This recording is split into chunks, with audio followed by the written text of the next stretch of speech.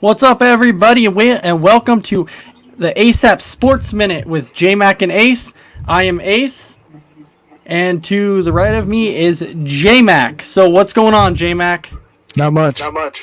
All right, so before we go ahead and get started, I will let everybody know that today's show is being brought to you in part by Suzanne Paparazzi Jewelry. All products are lead and nickel free. All products are $5. There's actually a special offer for ASAP Sports viewers. You get free matching earrings when you buy a necklace. Order now at paparazziaccessories.com, and the code on that will actually be 160920. Okay. So, as everybody who watched our show last night, we did mention at the end of the night that tonight we will strictly be covering nothing but college football and the NFL. So, when we look around college football today, this was actually week 3 of college football. So, what we have for you today is we're going to actually just talk about the top 25 teams who played. Now, not all of them played, but there was a handful of top 25 teams who played. So we'll go ahead and we'll start actually out with Citadel versus the number 1 team, Clemson. So when we look at Clemson, we obviously knew that this game was going to be a steamroll. And Clemson came in and steamrolled them. The player of this game was, of course, Trevor Lawrence. Trevor Lawrence went 8 of 9 for 168 yards and 3 touchdowns. At the end of the first half, it was like 35-0. So Trevor Lawrence didn't have to really pass the ball much. He did run it one time. He had 2 yards with a touchdown. Yep. So when it comes to Clemson and this bizarre year that we're in, because of COVID, and as we know, the Big Ten is now coming back in. It sounds like the Pac-12 is going to come back in eventually, but we don't exactly know what that's going to entail yet. We're still waiting on that. So with this bizarre world that we're in right now, do you see Clemson staying as the number 1 team? Yeah. Yeah, and truly I do too, because I don't really see pretty much any of these teams right now that are in the top 25 that I've seen play. I don't really have anybody that can come in and top Clemson. So that final score in that game, if I don't remember if I said or not, but it was actually 49-0. Okay, so now how about we go on to the number 7 Notre Dame versus USF. So the funny thing about the Notre Dame team, as we see it pretty much every year, right? So Notre Dame always gets ranked, in the top 10, and then there's been a couple times that they've been in the top 4, and everyone's like, hey, Notre Dame does not deserve to be in the top 4, because everybody knows what happens every time they get put in the top 4. They enter the top 4, they get a playoff game, and they get steamrolled. Right.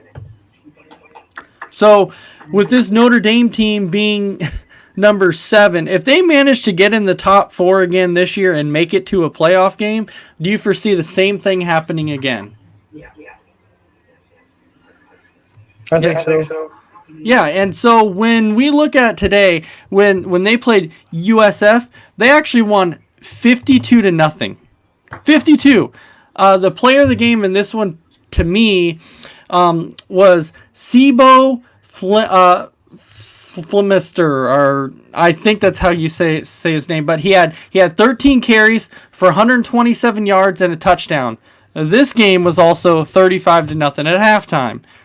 So there was a few games with teams that played in the top 25 today that actually had some opponents that actually put up a little bit of a fight. But the top ones that played, they were blowouts. Now this next one, which is Tulsa versus Oklahoma State. This was the close one. 16-7. Oklahoma State was able to pull off that victory. But this shows me that maybe, and I know teams are going to have a scare. There's usually at least one or two games every year that it doesn't matter if you're top 4, top 10, top 25, not in the top 25, it doesn't matter. Every team every year has some sort of scare that they have. And Oklahoma State today, they were almost upset by a Tulsa team that I'm like, really? If you want to be a top 10 team or even try and get into the college playoffs, you cannot almost lose to a Tulsa team. That's for sure. So when we look at the player of this game, when it came to Oklahoma State, the player of this game was Chuba Hubbard, which had 27 carries. He only had 93 yards, and he did score a touchdown. So he was the player of the game for me. Oklahoma State definitely has to play better if they want to have any shot at making the college football playoffs. But as we know, Big Ten is coming back in. And Pac-12 will eventually come back in.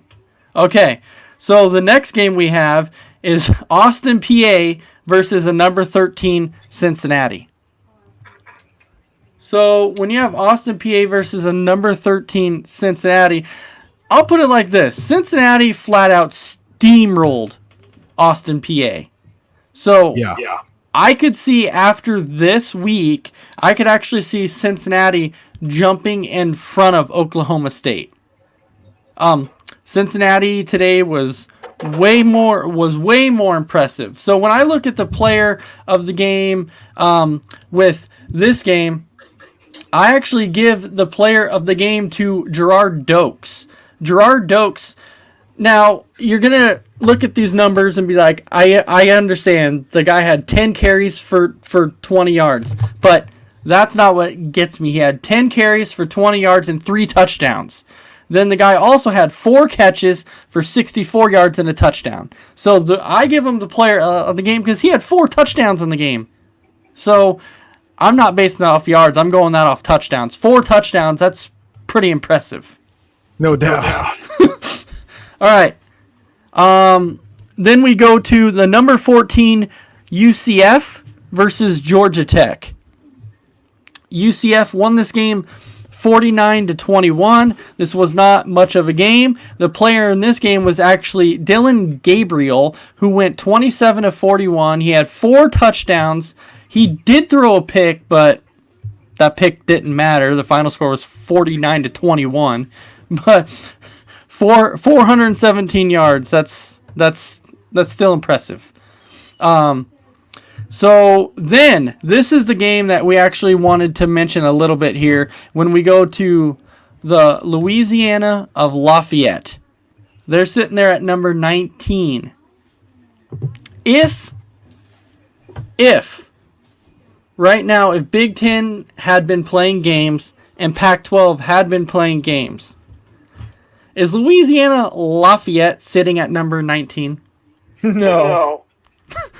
No, they're not. No, it's for like a team. Yeah, and I definitely agree with you on that. I believe that the last time that Louisiana Lafayette was actually a ranked team, I think it was in the 50s. I think it was like 1954 or something like that. It was a long time ago. And they were actually able to pull out this game. It wasn't pretty, They won in overtime, but they were able to pull it out. They ended up winning 34-21 over Georgia State. The player of this game, this one was a little tough for me, but I gave it to Elijah Mitchell. He had 16 carries, 164 yards, and 2 touchdowns. He did have 2 catches, but it was for 4 yards. So the catches didn't mean much. So to you, how impressive is this Louisiana Lafayette team? How long do you think they stay in the top 25?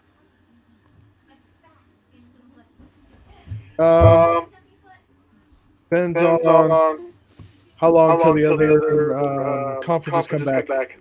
Well, so from what I read, I believe that the Big Ten is supposed to be coming back. It's like October 17th, I do believe, is their first week of games. So the Big Ten is going to have 8 games. They're all conference games, which I completely understand. And the Pac-12, we haven't heard yet. The Pac-12 is supposed to vote soon. Everybody is already saying that they're pretty much a lock to come back too. So when they do, Louisiana Lafayette probably won't be in the top 25 much longer. All right. Then how about we go to number 23, Appalachian State versus Marshall. When you think of Appalachian State, what's the first thing you think of when it comes to Appalachian State? The upset over Michigan. Bingo. I knew that's where you were coming with, because a lot of people don't know who Appalachian State is. But Appalachian State is actually a team that has actually pulled off a few shockers in the past. And the biggest one that they pulled off was the game against Michigan. That was a huge upset. So Appalachian State actually lost this game to what we call the Young Thundering Herd. If everybody has seen We Are Marshall. Yep, so the Herd actually was able to win this game. The Herd actually won 17-7. The player in this game was actually Brendan Knox. He had 28 carries, 139 yards, and a touchdown. So, because Appalachian State loses this game, do you foresee them dropping out of the top 25? Yeah, I think so. Do you see Marshall coming in? No. Right? No. Marshall will not be in the top 25. Then we have Syracuse versus the number 25 Pittsburgh. The number 25 Pittsburgh, they were able to actually beat Syracuse. They actually won 21-10. So the player in this game, to me, was Kenny Pickett. He was 25-36, 215 yards, two touchdowns, and 1 interception. So coming into this game, we had talked about that the big game of the night was the Hurricanes versus Louisville. Yes. Who did you have picked in this game? Louisville.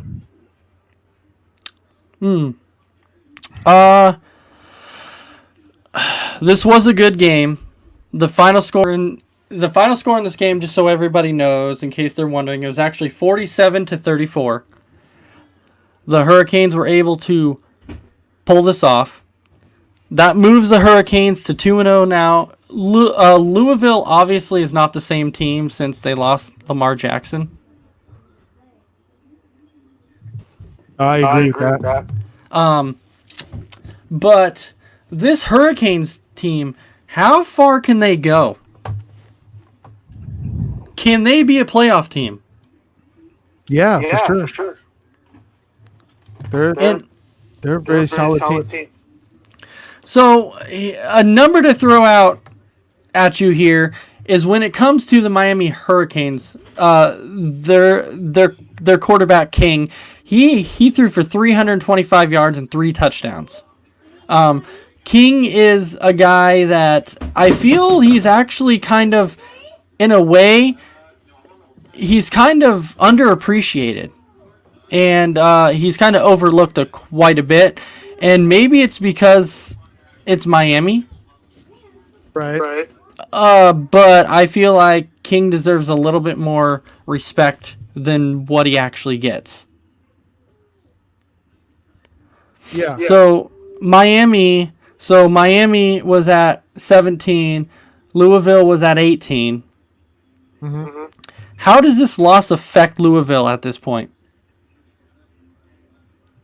Not much. You're losing to another top 25 team. It never affects you that much. You're losing to a top 25 team that could potentially, and I'm going to say it, and people might be like, really? Potentially, this Miami Hurricanes team could potentially be a top 10 team. In my eyes, that's how good this Hurricane team is. However, the one thing that Hurricanes might struggle on is defense. That defense needs to get better. They need to get better on the defensive side. But this is a top 10 team. Yes, absolutely. Louisville, I don't want to say that they're going to be a top 10 team. They'll stay in the top 25, I truly believe, but I don't think they'll get any higher than 15, even though this loss is not going to completely hurt them. But they're definitely not a top 15 team. All right, so now let's talk a little bit about the Big Ten and the Pac-12. So as we know, and we've said it a couple times already, the Big Ten is coming back. Yeah. When you look at their schedule, the way that they've done the schedule is they're saying that yes, Big Ten is playoff eligible pretty much just like everybody else.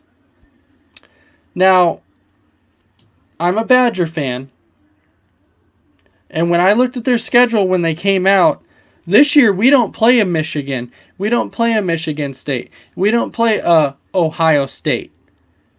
We play Nebraska, Illinois. There's and it's not coming to my head about every team we play, but the lineup wasn't really that impressive. And so if the Badgers come out and go 8-0 in the Big Ten, are they a sure lock in the playoffs?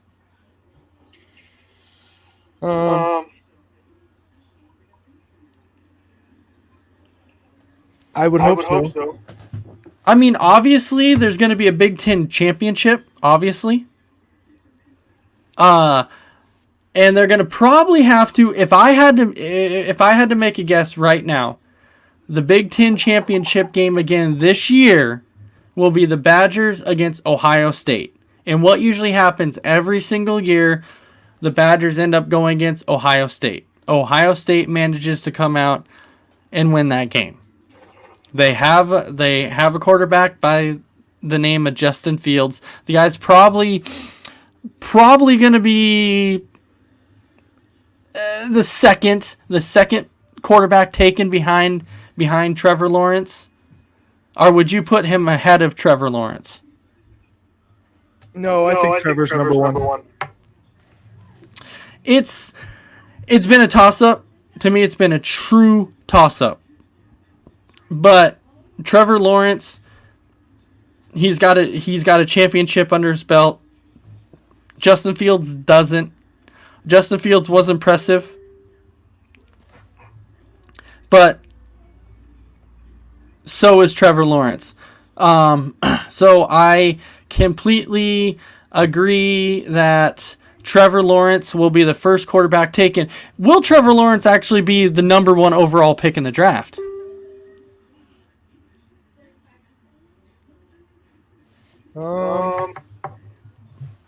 Boy. Because if it's the Bengals again, no. But that's the thing. I don't foresee the Bengals being the number one pick again. I just don't see it. They drafted Joe Burrow, which, let's get this straight, Joe Burrow has been actually pretty impressive. He's looked good. So I don't foresee the Bengals again being the number one pick. Okay, how about the Pac-12? When do you foresee the Pac-12 coming back? Because they have not given a date yet on when they're coming back. But when do you actually foresee them being able to come back and play? I think they hold out until after the new year. That's quite a bit of a ways out. Yeah. So you're talking about an extended season now. Yeah, I think so. Boy, that season would go long, and it makes me kind of wonder how how these college football playoffs this year are really going to be done, because every year you have those mix and match games, like when you'll see like the Badgers play LSU, you'll see the Ducks who play Ohio State, and teams like that. So with COVID happening and the season going back a little bit farther for the Big Ten and Pac-12, how does this affect the college football playoffs? A lot.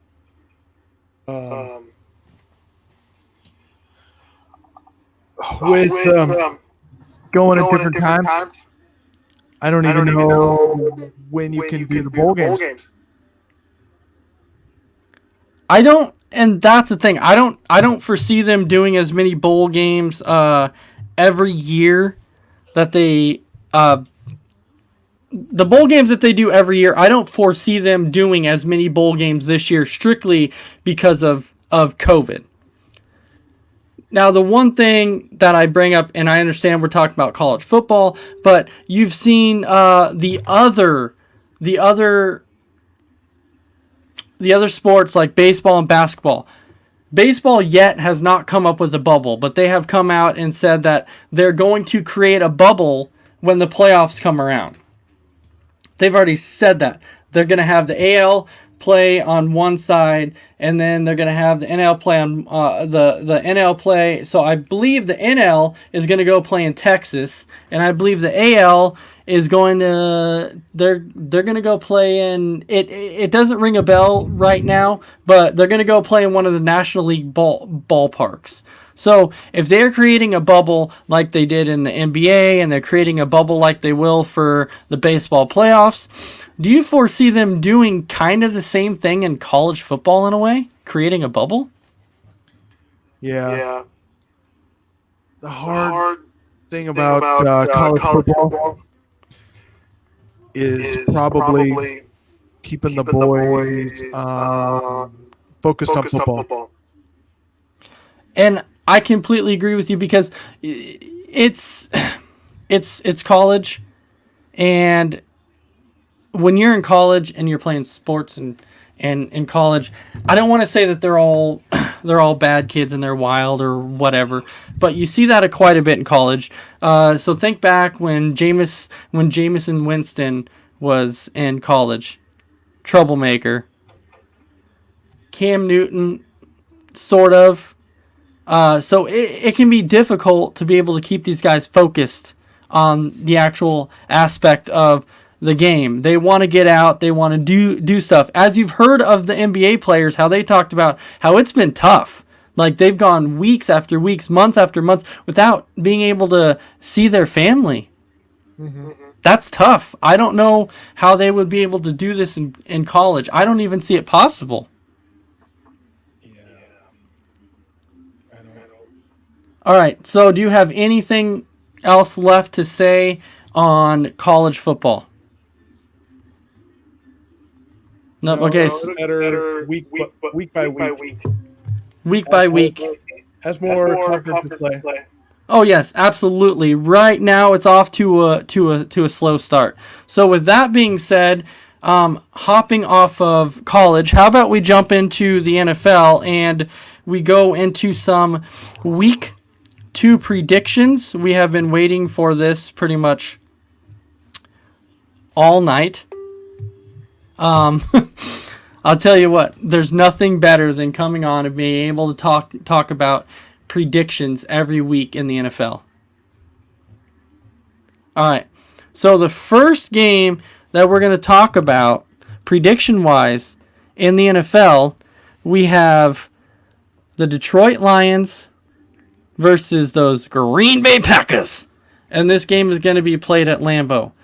Everybody understands that when you come to Lambeau, it's a tough place to play because of the environment and everything else, but understanding too that right now with no fans being in the stands, how much is this going to affect this game? It's going to affect it for sure. But one thing a lot of people don't know,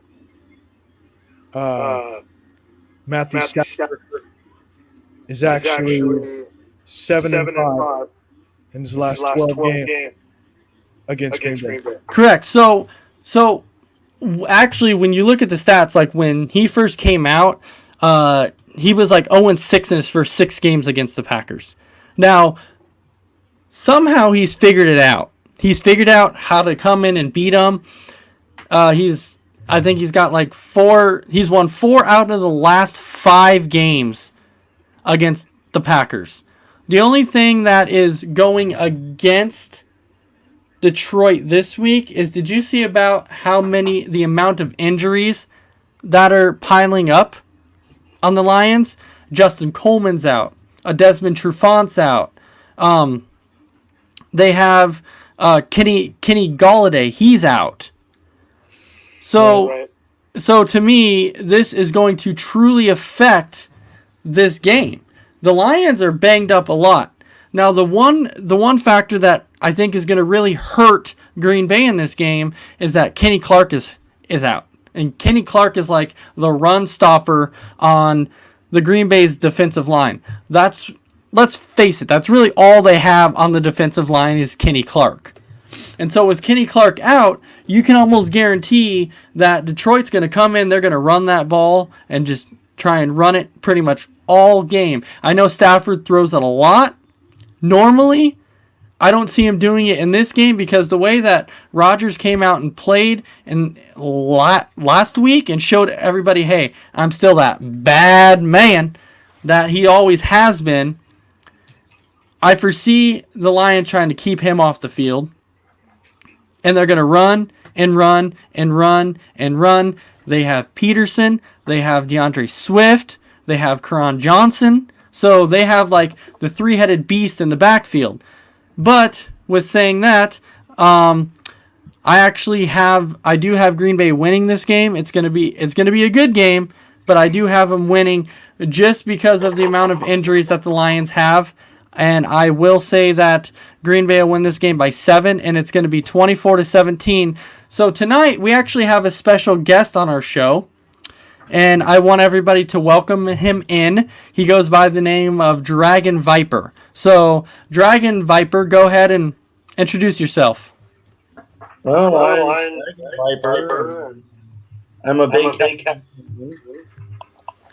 Yeah, just in case anybody didn't hear that, we invited him in because he's actually a huge Dallas Cowboys fan. So we wanted to get his opinion on what he thought was going to be the result in the Cowboys versus the Falcons. We're not getting into that game quite yet. The next game we're going to talk about, though... Oh, J-Mac, jumping to you really quick. Who do you have winning between Green Bay and the Lions? Green Bay will win it. 24-20. All right. Randy, who do you got? I got Green Bay also. 21-17. 21-17. That's a good prediction. Okay. The next game we're going to talk about is the New York Giants versus the Chicago Bears. As much as I hate it because, as everybody knows, I am a Green Bay fan, and so every time I talk about the Bears games, for me, it's really, really tough because they're like our biggest rivals. I've never liked them, but they're facing the Giants. The Giants are a decent team, They're not a great team. I think just off pure defense alone that Chicago has, even though Khalil Mack and Robert Quinn are banged up at this point in time, they're questionable in the game. I don't know if they're going to play yet. It hasn't come out and said, are they playing? Are they not playing? We don't know that yet. They have a quarterback in Mitchell Trubisky that, trust me, nobody trusts that guy. It's hard to trust that guy. You don't know. You don't know if he's going to throw for 5 touchdowns, or you don't know if he's going to throw 4 picks. And you don't know if he's going to miss a wide open receiver by 20 yards or put it right on the money. The guy is truly hard to trust. But off pure defense alone in this game, it's tough for me to say this, but I believe that the Chicago Bears actually win this game.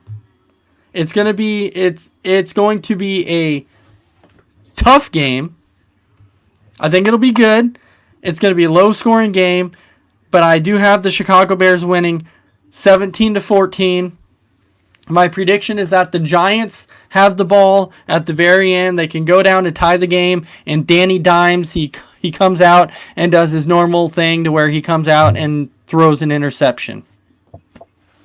So, all right, I will go ahead and I will turn this over to J-Mac. What is your prediction in this game? 13-10. Giants win. Last second field goal. Saquon Barkley gets right. Goes for more than 6 yards. So you don't foresee him having another game like he did last week when he was virtually shut down. Like the Steelers came out and shut him down. No. He can go for 12 yards in this game. But this is where I like that. But this is where I see that because the Steelers were able to come out and shut him down last week, that's why I can say I foresee like the Bears coming out and like following the blueprint of what the Steelers did and being like, this is how they stopped him, and so we're going to do that same thing. They're going to stack the boxes and they're going to make Danny Dimes win this game. Right. And how does Daniel Jones do when it's the team on his back and he's got to control the game? He hasn't been proven to get there yet. Well, there's a difference between the Steelers and the Bears. The biggest difference is Trubisky versus Roethlisberger. But neither of them play on defense, and I'm putting it into perspective of defense-wise here. Right. But the Steelers won the game on defense. Mm-hmm. Still scored on offense. So, Nate actually says, what if he gets 7 yards? And he said he's referring to Saquon. Even if he gets 7 yards, guess what? That's still more than last week. He still beat last week. He got 6 yards last week. If he gets 7, he still beat last week. It doesn't matter if he gets 7. Doesn't matter if he gets 8. If he gets 6, that'll kind of be funny because who would have saw Saquon starting the season with 12 yards rushing? Typically, he does that like in the first quarter and sometimes the first drive. Just saying, like that's typically what Saquon does. I don't foresee him getting. I do not see him getting shut down for 6 yards this week. I don't see it. I guarantee it won't happen. He gets more than 6 yards. Okay, so this one, we will go ahead and go over to the Dragon Viper on this one. Do you have the Giants or the Bears winning this game? I actually have the Bears 14-7. 14-7? Yes. 14-7. So another low-scoring game. So pretty much what it sounds like in this one is that two of us have the Bears. One has the Giants, but we all agree it's going to be a very low-scoring game. That's what we agree. Huh? I think it's just pure defense in this game. Yeah, even though Here's the thing about the Giants. They don't have one of those top 5 defenses in the NFL, but the reason why I'm saying it's going to be a low-scoring game is because the Bears have Mitch Trubisky. That's why I'm saying it's going to be a low-scoring game, because Mitch Trubisky we don't trust. That's the point. That's why I'm saying it's going to be a low-scoring game. Not that the Giants' defense is so stellar. I want to put that out there right now. So the next game we have, now we get into Randy's favorite team. Now we get into the Dallas Cowboys versus the Atlanta Falcons. And before we do that, Nate actually said that the Bears were going to win that game 17-10. So he also has it a low-scoring game, and he also picked Chicago. Would I take a loss on this? Absolutely. If the Bears lose, it'll make my day. And so I would seriously take the loss on it. I don't even care. Okay, so going to the Cowboys versus the Falcons. We come back yet again to another year to where all those typical Cowboys fans are like, look what we have on offense. We have a Dak Prescott. We have an Ezekiel Elliott. Oh my gosh, we drafted a CeeDee Lamb. We have an Amari Cooper. I get it. Okay, I get it. You have a loaded offense. I understand that. Where did that get you last week? It got you an L. An L last week against the LA Rams. A big L against them. What's the difference between this last week and this week? Let me tell you this. Not much. The only difference is that the Falcons' defense is not as good as the Rams, but guess what? They have a much better offense. And the way that Dallas defense played last week, yikes. Yikes. They could barely slow down that offense of the Rams, who no longer has Cooks, who no longer has Gurley.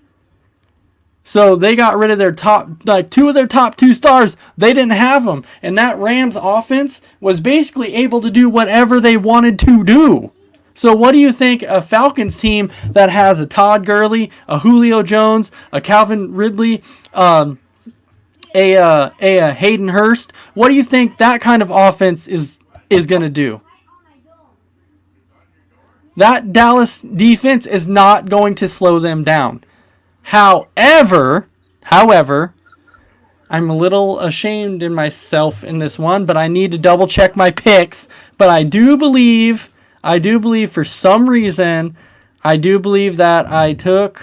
Oh, no, I'm sorry. I did take the Falcons in this game, and I'm glad I did, because I don't think that defense is going to be able to slow down the Falcons.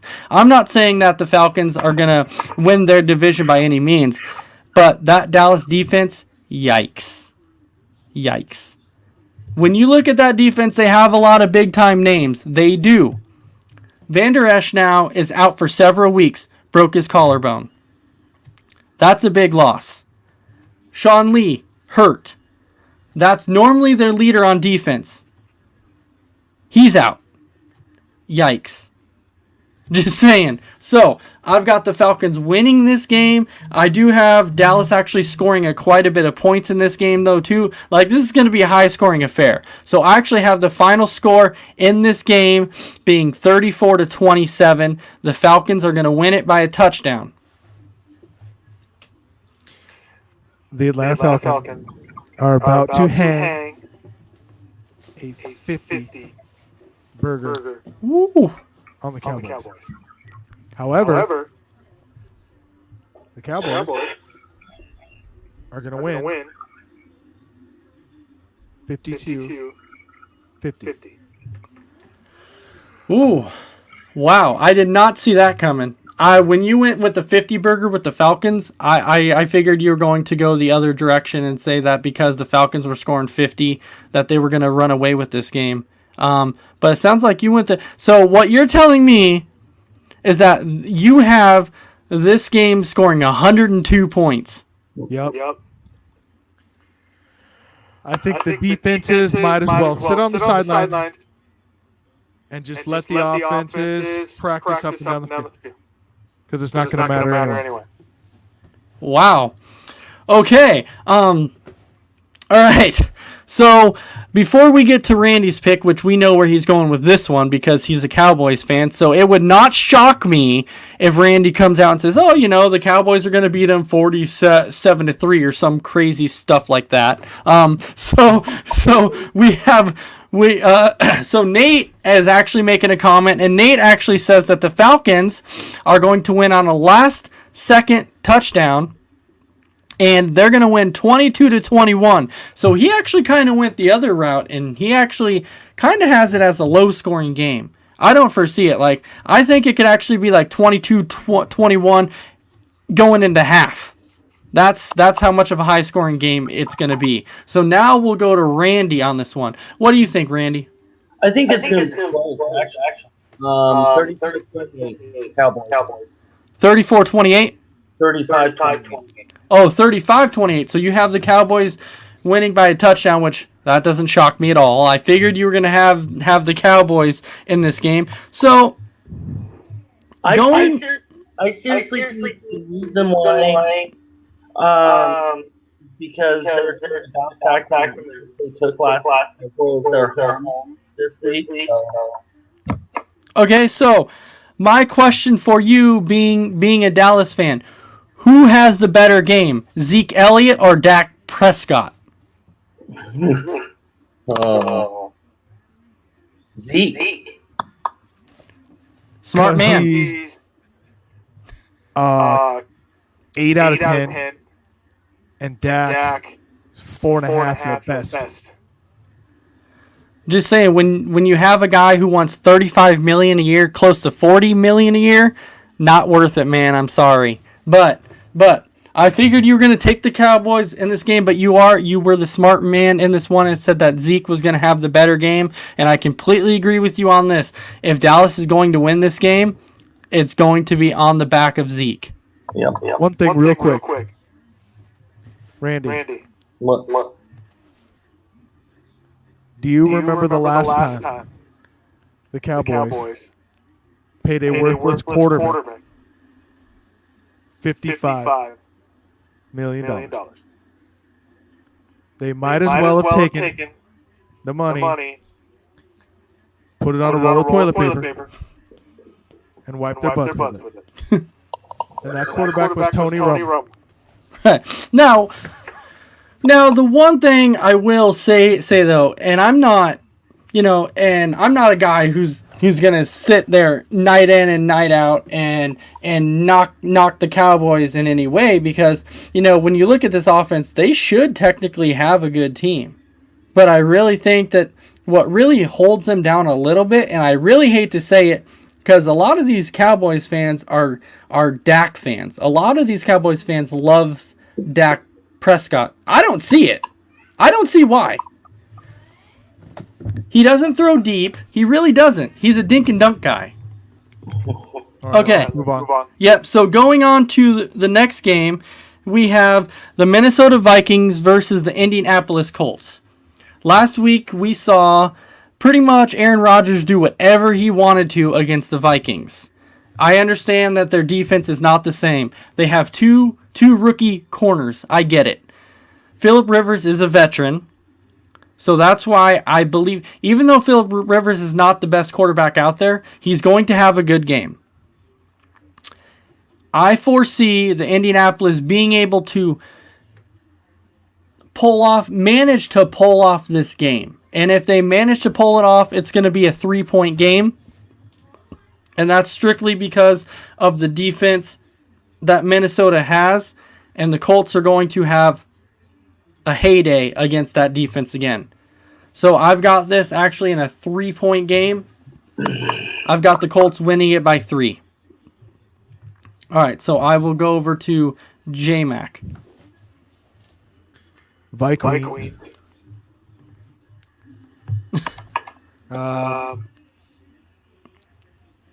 14-10. So you're having a low-scoring affair. Yeah. How is that defense that they have without Daniil Hunter and 2 rookie corners going up against a T.Y. Hilton and a Pittman and a Zach Pascal? How are they going to be able? How are 2 rookie cornerbacks going to be able to slow down this offense? It'll be easy when Phillip Rivers throws 5 interceptions. 5. Who's he going to throw them to? They're rookie corners. All right. Randy, who do you got?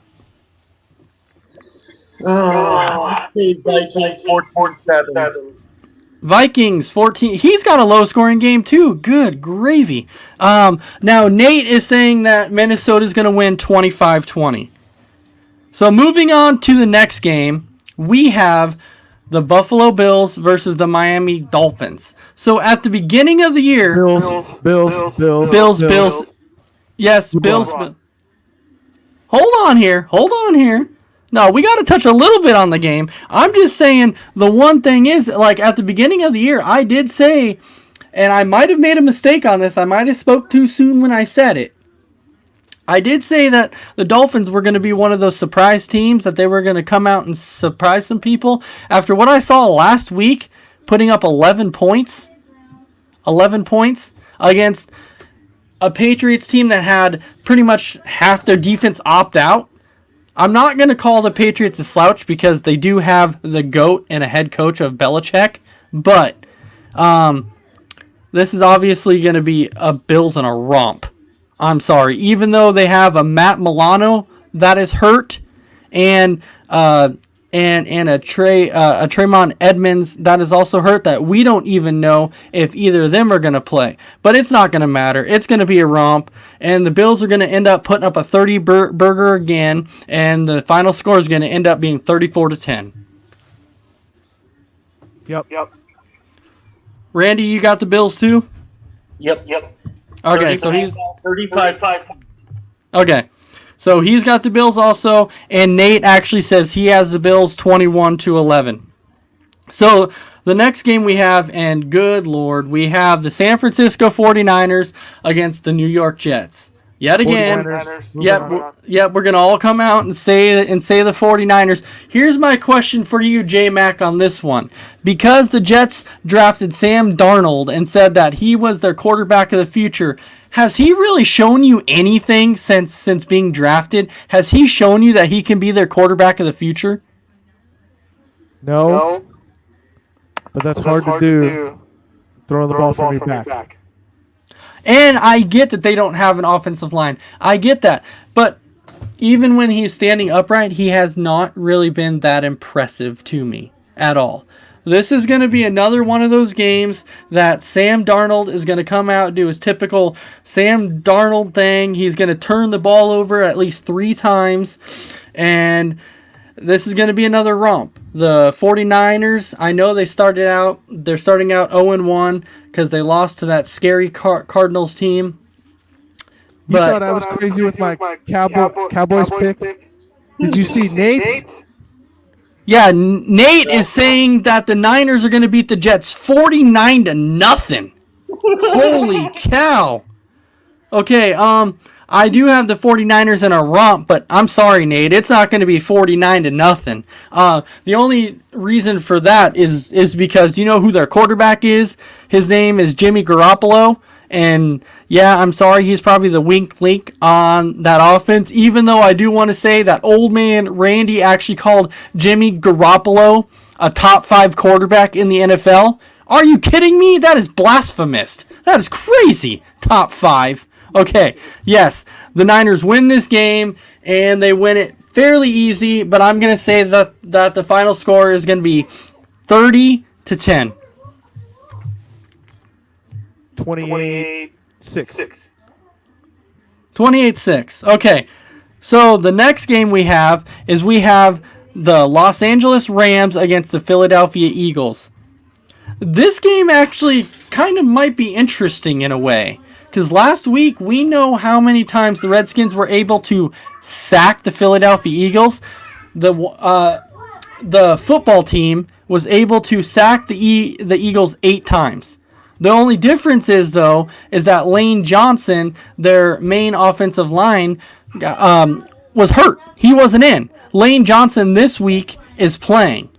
So, but the Rams do have who we call Aaron Donald, and that's a bad man. Aaron Donald's a bad man. So yes, Aaron Donald We'll probably get a couple sacks in this game, but I have the Eagles winning, and it's going to be a low-scoring game. I've got it 20-17. I have the Rams. Rams. 17-14. Low-scoring game again. Okay. Rams 21-7. Okay. All right. So after that one, so you two have the Rams, and I've got the Eagles.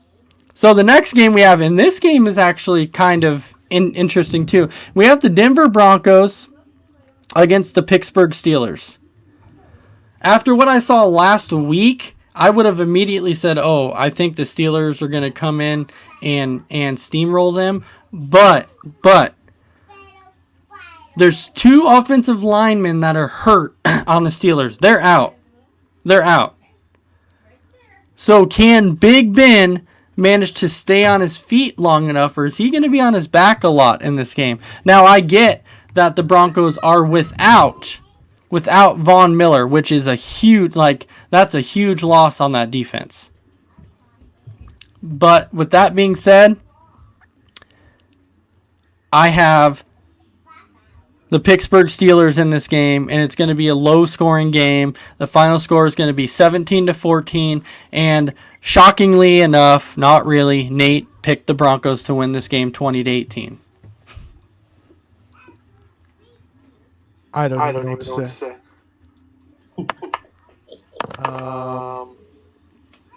13-10 Steelers.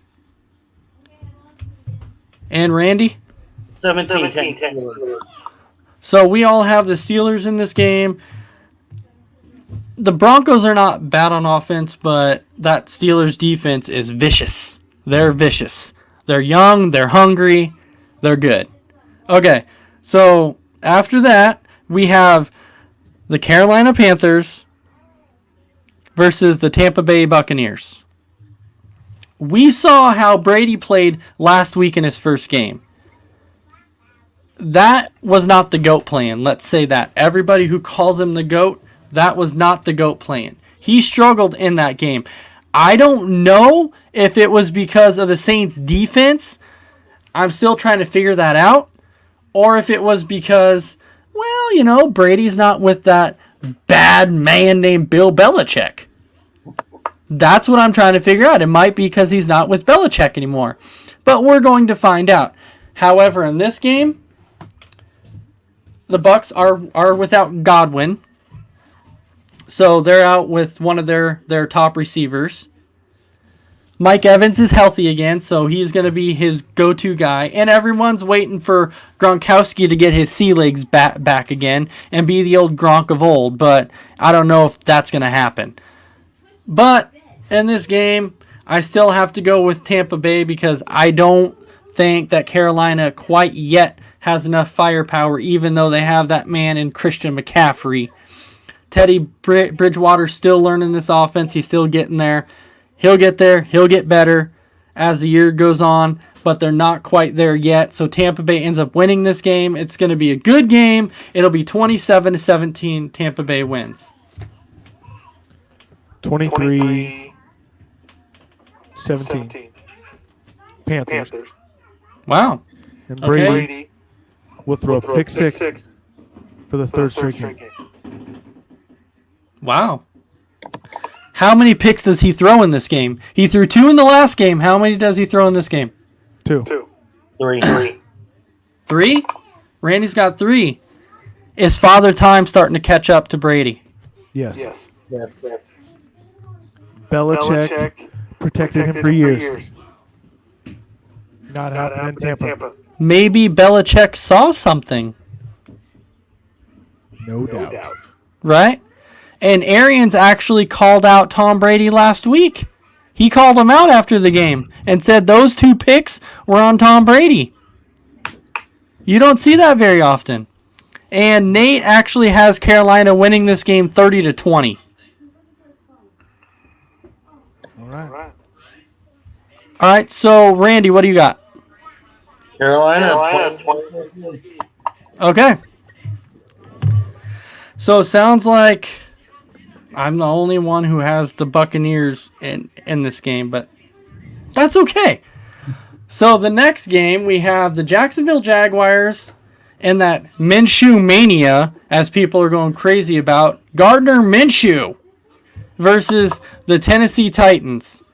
Gardner Minshew last week went 19 of 20. I get it. He had a completion percentage of 95%.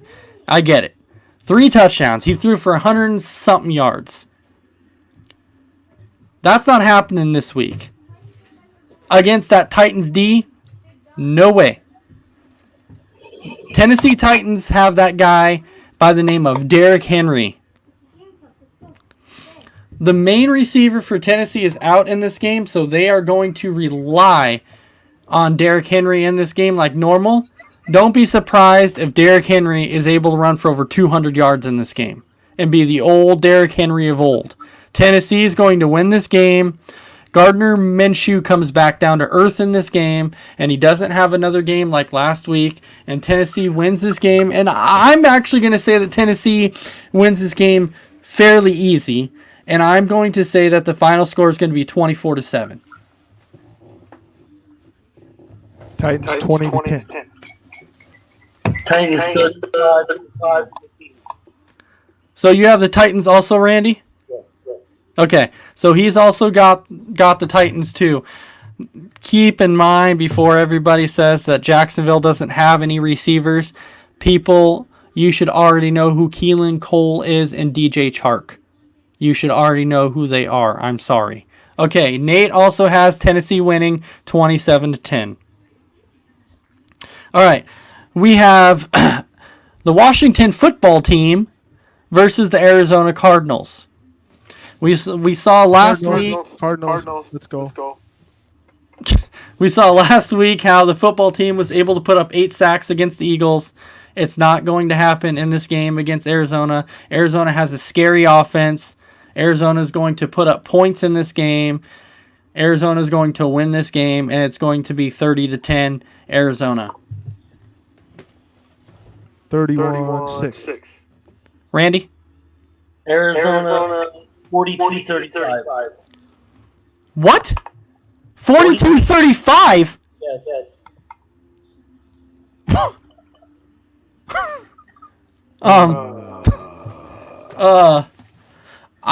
So you're saying that the Washington football team is going to score 35 points against the Arizona Cardinals? Yep. Wow. That's like a Bikram yoga stretch right there, man. That is crazy. That's a bold prediction right there. But we all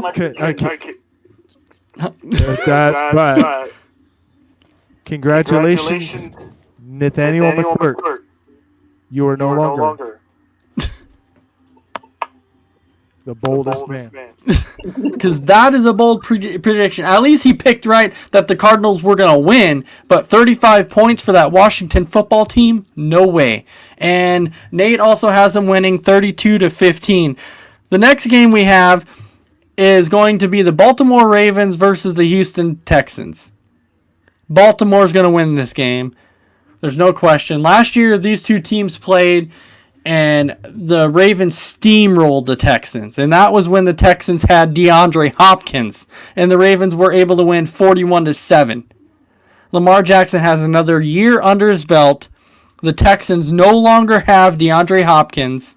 I understand that they have a Will Fuller and a Randall Cobb.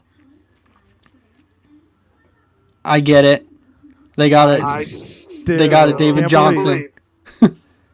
They gave away D-Hop for a bag of chips. For David Johnson. I never would have made that trade in a million years. Would you have made that trade? At least if I got chips. At least if I got chips, I'd have a snack. Is DeAndre Hopkins the best receiver in football? Yes.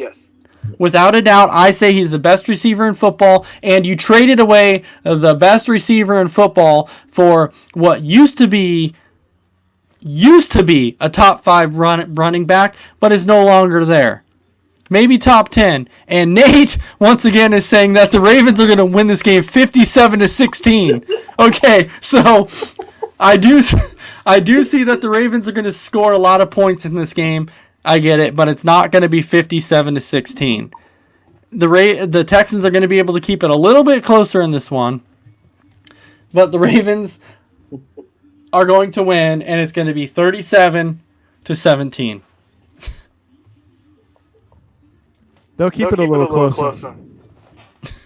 41-20. 41-20. All right. So if you had to make a bold prediction right now, is it going to be the Ravens against the Chiefs in the AFC Championship? No. Wow. Okay, Randy, what do you got in this game? Ravens 35-17. 35-17. Okay. That's still not a bad prediction. All right, so now we have the Kansas City Chiefs versus the LA Chargers. LA Chargers no longer have Phillip Rivers. They have a Tyrod Taylor. We know the Chiefs are going to come in and win this game. There's no question. I have the Chiefs. I'm sure Randy has the Chiefs. I'm sure J-Mac has the Chiefs. 51-10. 50. See, now you have a high number. Now you're saying this is going to be a blowout. Yes. And is this before Patrick Mahomes leaves the game in the fourth quarter? Yes. So he's not going to play at all in the fourth quarter. It's going to be over before that. Maybe in the second half. Yeah, it's going to be over. I have this game as a blowout. I'm going to say it's going to be 44-10. That comes to you, Mr. Dragon Viper. 42-17. 42-17, and Nate is going to say that the game's 31-7. It's going to be 31-17. He's got it backwards. I don't understand. Okay. All right. So the last game we'll talk on, we won't hit the Monday night game yet. So the last game we're going to talk on for Sunday night, the Sunday night football game, we're going to have the New England Patriots against those Seattle Seahawks. So when you have the New England Patriots against the Seattle Seahawks, we understand that Brady isn't there anymore. Russell Wilson, let me tell you what, the guy is one of the best quarterbacks in the NFL. He's top 3, without a doubt. New England might have won last week against a Miami team. Seattle's a different beast. They have a good offense, good defense. This is a team that's going to be in the NFC Championship. Seattle is going to, and I'm making the bold prediction right now, Seattle is going to blow out the New England Patriots. And the score in this game is going to be 36-7.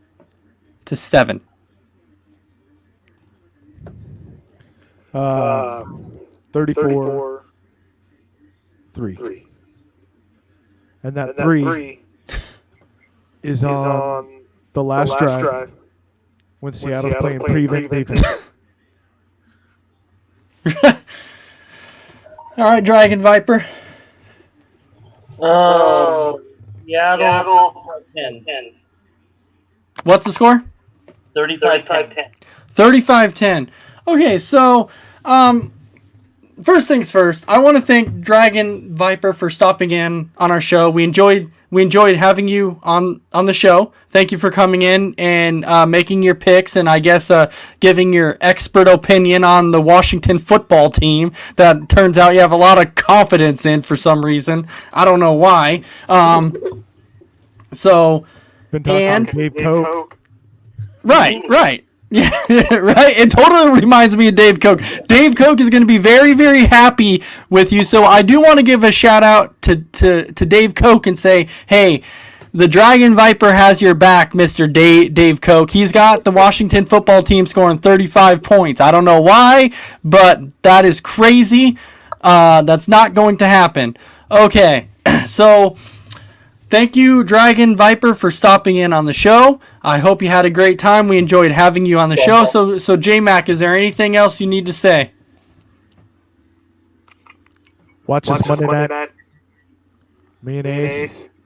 Last week, the number one show on the network. And before I wrap it up, I want to let everybody know I will be on again tomorrow morning for the Sunday pregame show. It'll be me, and you will see for the first time on air, you will see Mess Around, and I will be joined with none other than Big Shaw. So I want to thank everybody for coming in and watching our show. We had fun. I want to say thanks to Nate for throwing his predictions out there also. And we will see you again on Monday night when me and J-Mac have the Monday night post-game football show. So thanks for watching, and I'll see you again. And Dragon Viper, have a good night, and thank you for stopping by.